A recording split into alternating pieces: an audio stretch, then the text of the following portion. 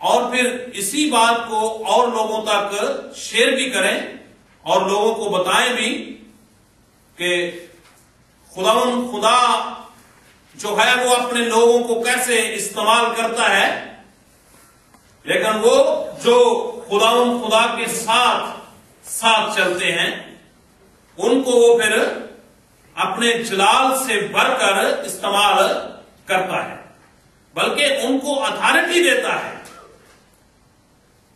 बताना चाहता हूं कि कौम बनी इसराइल जब मुल्के मऊद में पहुंची, यानी कि कनान के मुल्क में, कहां पर पहुंची?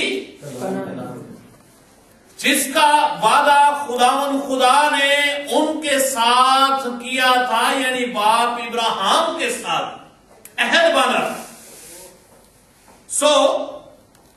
जब ये वहां तक पहुंचे और जब वहां पर पहुंचे तो उसके बाद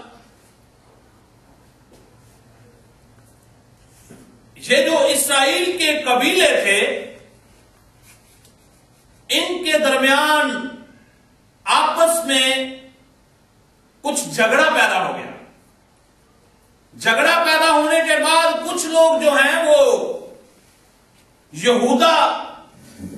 यहूदी इसराइली कहलाने लगे और कुछ लोग जो थे वो इसराइली ही कहलाते थे, मगर वो उनके दो इलाकों में बंट गए। एक को जनूबी सल्तनत कहा जाता था और दूसरी को शमाली सल्तनत के नाम से पुकारा जाता था। ये जो वाकया अभी आपके सामने मैं बयान करने लगा हूं, ये इसराइली कबीला था और शमाली सल्तनत उस वक्त थी और यहां पर बहुत से बादशाह आए। ये मैं सबसे पहला बादशाह कौन था ये भी आपके इल्म में इजाफा करता हूं। सबसे पहला बादशाह, पहले जो मूसा उनका रहनुमा हुआ, उसके बाद मूसा के बाद किसको चुना गया? सुन ले, मूसा के बाद खुदा ने यशवा को चुना।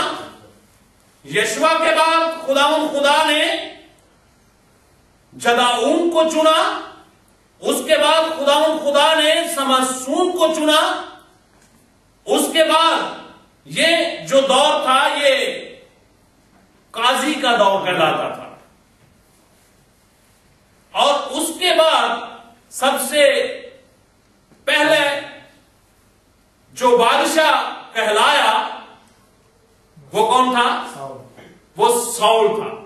और सबसे आखिरी जो काजी ठहरा और नबी भी ठहरा वो सैमुअल था।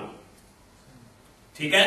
साउल के बाद खुदा ने दाऊद को चुना और दाऊद के बाद खुदा ने उसके बेटे सुलेमान को चुना।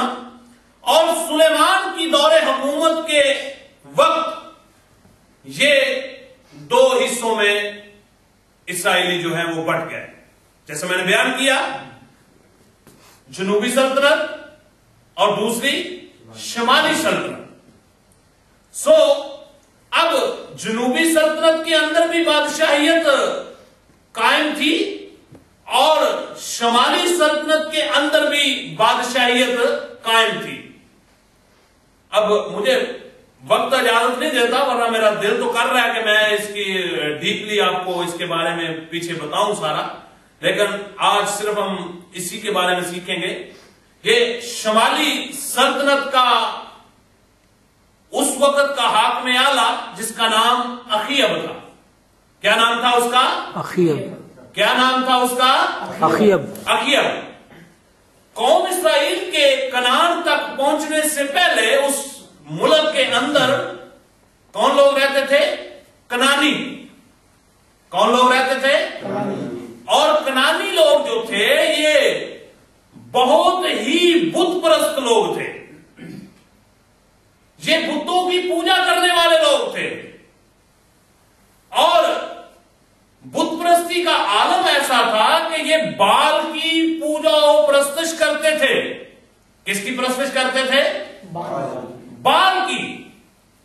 और एक और जो ना गुआनी वाकया मंजरेआम पर आया वो ये था कि जो अखियब था उसने जब शादी की अजबल के साथ, किसके साथ?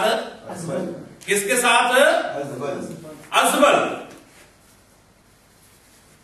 और ये अजबल जो थी,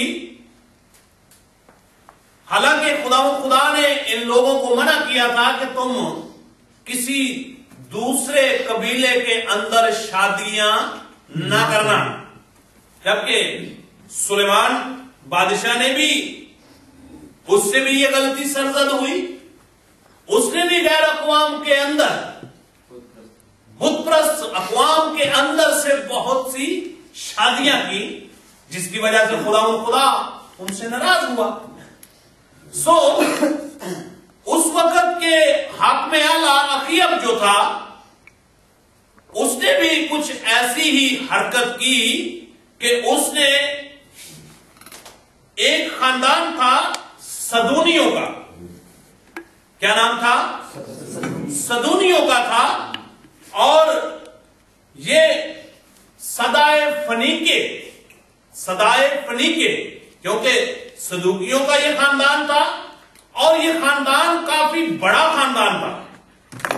बड़ा खानदान होने के वजह से अखियब बादशाह ने अपनी हुकूमत को मजबूत करने के लिए, क्या करने के लिए? अपनी हुकूमत को मजबूत करने के लिए उसने इस खानदान के अंदर अजबल, जो कि उस खानदान के अंदर एक शहजादी के नाम से पुकारी जाती थी, और थी भी बड़ी खूबसूरत, और शहजादी लिखा हुआ है उसके बारे में, अगर आप